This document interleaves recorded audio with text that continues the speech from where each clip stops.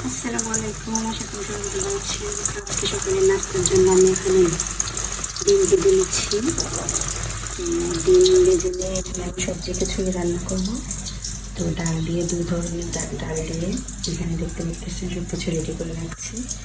তো ডিম ভাজা হয়ে গেলে আমি খিচুড়িটা বসিয়ে দিব। আজকে আমার নাস্তা সকালবেলার। এই তো খিচুড়ি রান্না করে ফেললাম, সাথে নিয়ে আলু ভাজা আর ডিম ভাজা দিয়ে এখন শুরু করবো বিসমিল্লাহ বলে সকালের নাস্তা। তো আশা করি সবাই পাশে থাকবেন, ভালো থাকবেন। শুরু করছি বিসমিল্লাহির রহমানির রহিম। আলহামদুলিল্লাহ, অনেক মজা। ধোয়া ওটা সকালবেলা ডিম দিয়ে খিচুড়ি, ভুনা খিচুড়ি, অনেক মজা। ধন্যবাদ। তো এই তো নাস্তা করে এখন চা খাবো। তো আমার হাজব্যান্ড চা বানিয়ে নিয়ে এলেন। উনি খুব ভালো চা বানান, খুব মজাদার। তো আমি অনেক লাকি, আমার এখন চা বানানোর কষ্টটা করা লাগে না। উনি চা বানায়, চা বানিয়ে আমাকে দেয়, নিজেও খায় সকালবেলা সন্ধ্যাবেলা। তো আমার মতো কারা কারা লাগে, এরকম লাগিয়েছেন জানাবেন।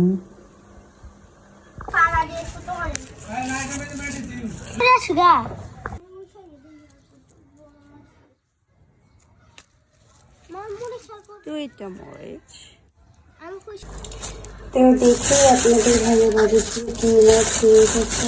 ছোট মাছ, মাছটা বড়।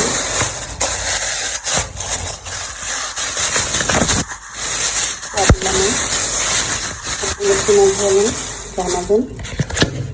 চাবলা বলে মাছটা মাশাআল্লাহ তাজা। তাই মাছটা কেটে নিই। তো দেখতে পারতেছি দই নিলাম, এখন একটু দই খাবো।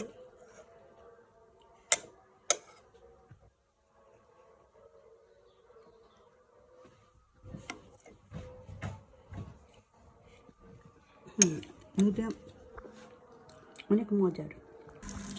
আজকে লাঞ্চে আসলে কালকের যে মাংসের তরকারি ছিল, আর আমি দেখতে পাচ্ছেন আমি সকালবেলা খিচুড়ি রান্না করেছিলাম। তো খিচুড়িটা এখন অনেকগুলো রয়ে গেছে। খিচুড়ি, যে ভুনা খিচুড়ি, তো এটাই খাবো লাঞ্চে। তারপর এখানে ছোট মাছ রান্না করছি, দেখছিলেন আপনাদের ভাইয়া চাপলা মাছ নিয়ে এসেছিল।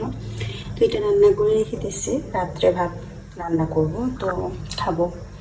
একদম এটাই হচ্ছে আজকের লাঞ্চ মেনু। খিচুড়ি দিয়ে গরুর মাংস দিয়ে খাওয়ার জন্য এখানে দেখতে পারতেছেন আমি জলপাইয়ের আচার করেছি, ওইটাতে আজকে খাবো খিচুড়ি আর গরুর মাংস।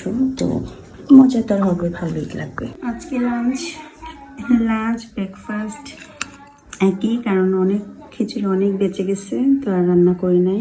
তো এখন খিচুড়ি দিয়ে, আচার দিয়ে, গরুর মাংস দিয়ে খাবো।